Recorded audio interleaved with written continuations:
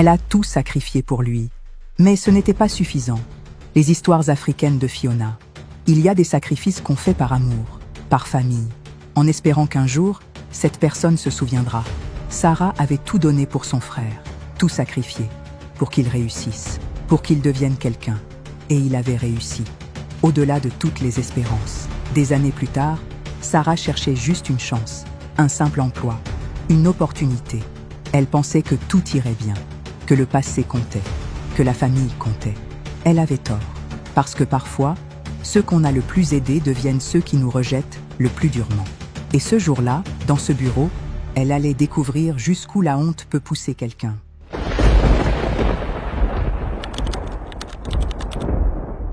Il y a 20 ans, Sarah et Thomas vivaient seuls. Leurs parents étaient morts dans un accident de voiture. Sarah avait 22 ans, Thomas 15. Sarah était albinos, peau blanche, cheveux jaunes, yeux sensibles au soleil. Dans leur pays, beaucoup de gens avaient peur des albinos, des superstitions, des préjugés. C'est un esprit, c'est un fantôme.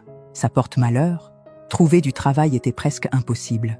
Désolé, on ne peut pas vous embaucher. Les clients seraient mal à l'aise. Mais Sarah se battait, elle travaillait.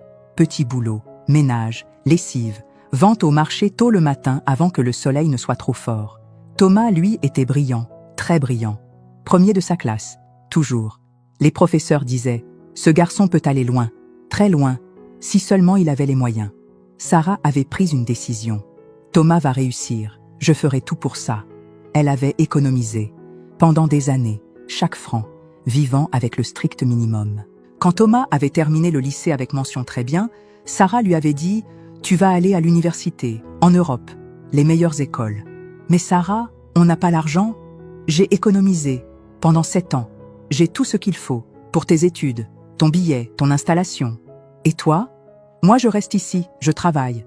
Je t'envoie de l'argent chaque mois. Tu te concentres sur tes études, tu réussis. C'est tout ce que je veux. Mais tes rêves, tu voulais étudier aussi.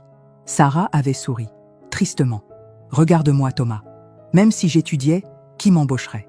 Toi, tu peux réussir. Tu dois réussir. Pour nous deux. Thomas était parti en France, à Paris, école de commerce, une des meilleures. Sarah travaillait encore plus dur. Elle lui envoyait de l'argent chaque mois. Pour le loyer, la nourriture, les livres. Ne t'inquiète pas pour moi, étudie bien, fais-nous honneur. Les 3 premières années, tout allait bien. Thomas appelait souvent.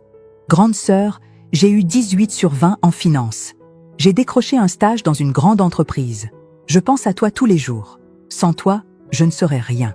Puis, en 4e année, la guerre avait éclaté au pays. Coup d'État, violence, chaos. Les communications avaient été coupées. Internet, téléphone, tout. Sarah et Thomas s'étaient perdus de vue. Impossible de se joindre. La guerre avait duré 3 ans. 3 longues années de silence. Sarah avait survécu. À peine. Travaillant dans des conditions encore plus difficiles. Se cachant parfois des miliciens. Mais elle avait survécu. Elle pensait à Thomas tous les jours. Il doit avoir fini ses études maintenant. Il doit avoir un bon travail en Europe. Il vit bien. C'est tout ce qui compte. Quand la paix était revenue, Sarah avait essayé de retrouver Thomas. Mais comment? Pas d'adresse. Pas de numéro. Juste un souvenir d'une université à Paris. Elle s'était dit qu'un jour, il reviendrait. Qu'il la chercherait. Qu'il se retrouverait.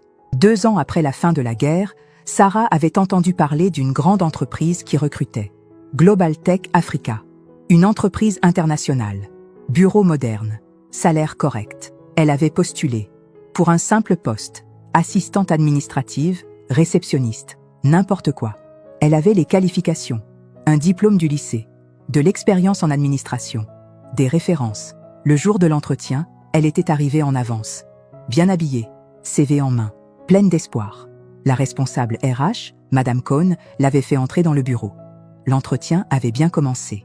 Vos qualifications sont bonnes, votre expérience est pertinente. Puis, Madame Cohn avait marqué une pause, longue, regardant Sarah avec du malaise. Mademoiselle Sarah, je dois être honnête avec vous.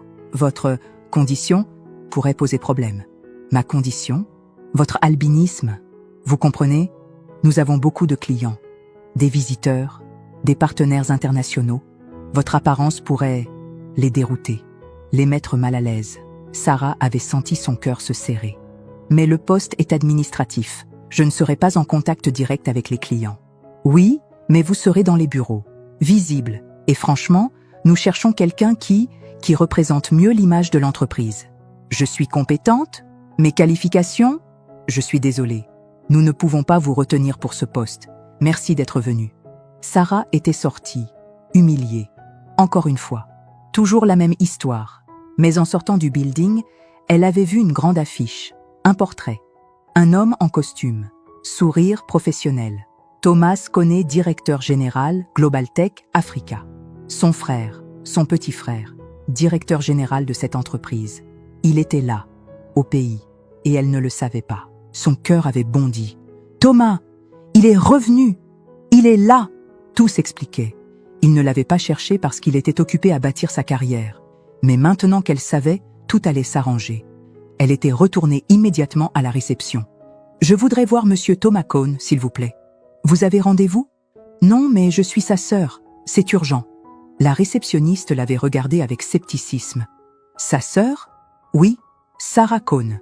Dites-lui que c'est moi. Il comprendra. » Après plusieurs appels, plusieurs vérifications, finalement, le directeur général peut vous recevoir, mais brièvement.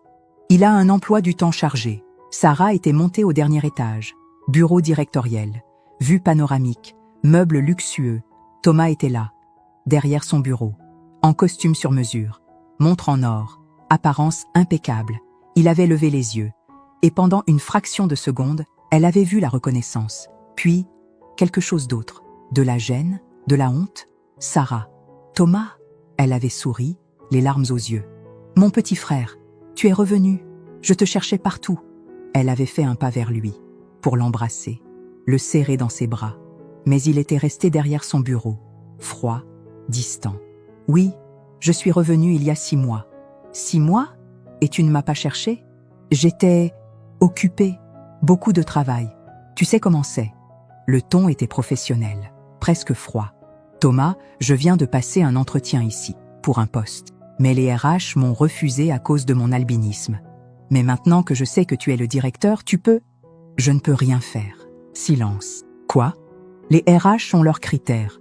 Je ne peux pas intervenir pour chaque candidat. »« Chaque candidat ? Thomas, je suis ta sœur. » Justement, ce serait du népotisme. Les gens diraient que je favorise ma famille. Ça nuirait à ma crédibilité. Sarah ne pouvait pas croire ce qu'elle entendait. « Ta crédibilité ? Thomas, j'ai payé tes études. Pendant 7 ans, j'ai travaillé comme une esclave pour t'envoyer en Europe. Et je t'en suis reconnaissant.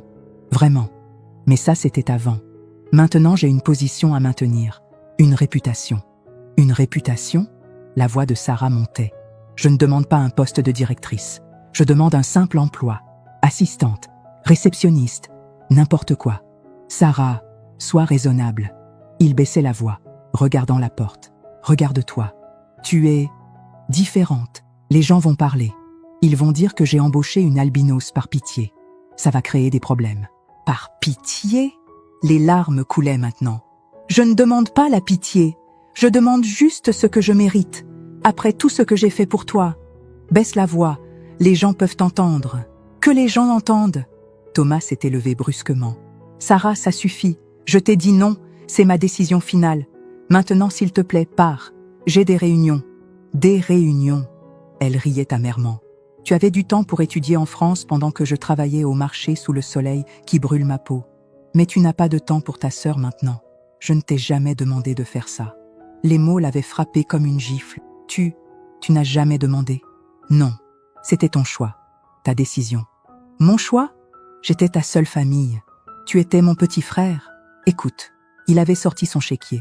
Je vais te faire un chèque, pour te rembourser, pour tout ce que tu as dépensé pour mes études, avec les intérêts. Je ne veux pas de ton argent. Prends-le, ça réglera notre dette, on sera quitte. » « Quitte ?» Elle tremblait. « Tu penses que c'est une question d'argent ? Je voulais juste un emploi, une chance, du respect. Je ne peux pas t'embaucher, c'est mon dernier mot. » Il avait appuyé sur un bouton. « La sécurité va te raccompagner. »« La sécurité ? Tu appelles la sécurité sur ta propre sœur ? S'il te plaît, ne rends pas ça plus difficile. » 2 agents de sécurité étaient entrés. « Mademoiselle, vous devez partir. » Sarah les avait regardés, puis son frère, celui qu'elle avait élevé. « Pour qui ? Elle avait tout sacrifié.